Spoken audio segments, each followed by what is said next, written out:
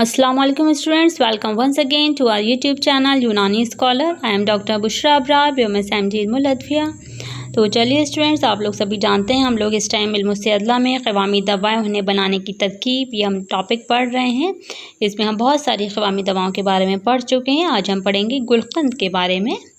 गुलकंद जिसको हम गुल अंगबीन भी कहते हैं या उसको मुरब्बे गुल भी कहा जा सकता है। जैसा कि इसके नाम से ही जाहिर है कि ये गुलकंद यानी कि गुल और कंद का मुरक्कब है। कंद कहा जाता है शक्कर को, गुल कहा जाता है फूल को।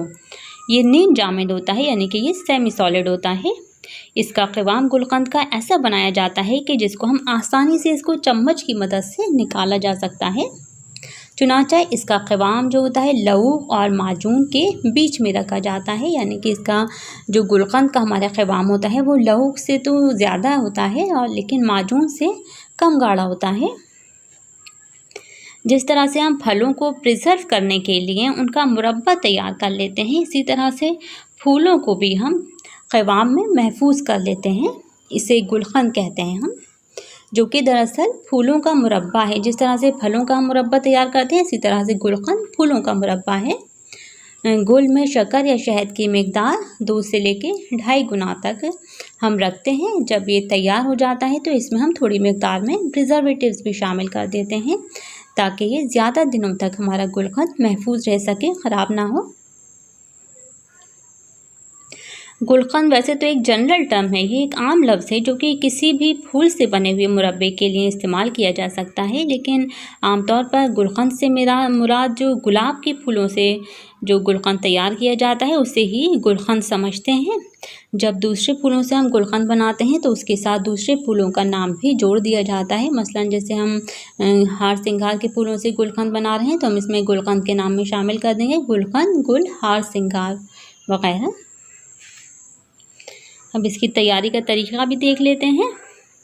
तो इसकी तैयारी का तरीक़ा ये होता है कि फूलों की ताज़ा पंखुड़ियों को लेकर उसको एक मर्तबान में रखते हैं और फिर इसमें शक्कर या शहद शामिल कर देते हैं और बीच बीच में वक्फे से हम इसको चलाते रहते हैं ताकि जो हमारी शक्कर है वो डिज़ोल्व हो जाए अच्छी तरह से और फूलों के हर हिस्से से शक्कर हमारी मिल सके।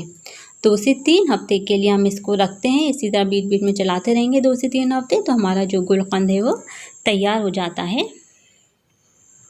अगर हम इसको शक्कर से तैयार कर रहे हैं तो इसमें थोड़ी मिकदार में हमें ग्लिसरीन भी शामिल कर देनी चाहिए, क्योंकि शक्कर से जब हम तैयार कर रहे हैं तो इसमें क्या होता है शक्कर का उस टाइम तो शक्कर डिज़ोल्व हो जाएगी, लेकिन फिर हम इसको रखकर इस्तेमाल करेंगे तो शक्कर का रीक्रिस्टलाइजेशन हो जाता है।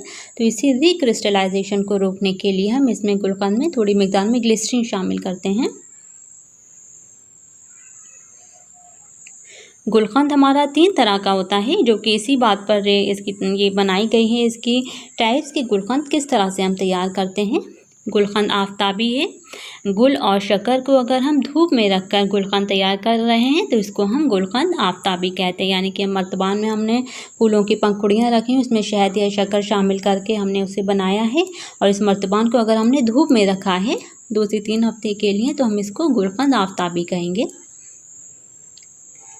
इसी तरह होता है गुलकंद आबी। आबी यानी कि पानी। अगर गुल और शक्कर को मिलाकर इसके मर्तबान को किसी बड़े बर्तन में रखते हैं जिसमें पानी भरा होता है और इस तरह से अगर गुलकंद तैयार किया गया है तो उसको हम कहेंगे गुलकंद आबी। इसी तरह से एक टर्म है गुल अंगबीन।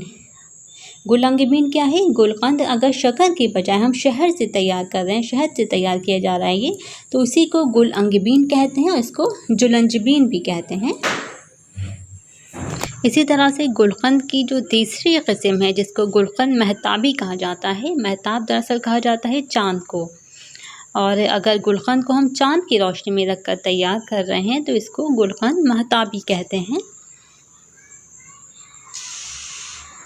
चलिए अब पढ़ लेते हैं मुरब्बा जात के बारे में, जिसे मुरब्बा या मुरब्बे भी आप लोग कहते हैं।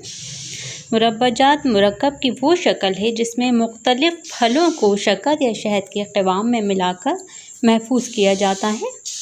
मुरब्बा के लफ्ज़ी मायने की बात करें तो मुरब्बा के लफ्ज़ी मायने परवरदा के हैं, यानी कि हिफाजत फराहम करने वाला।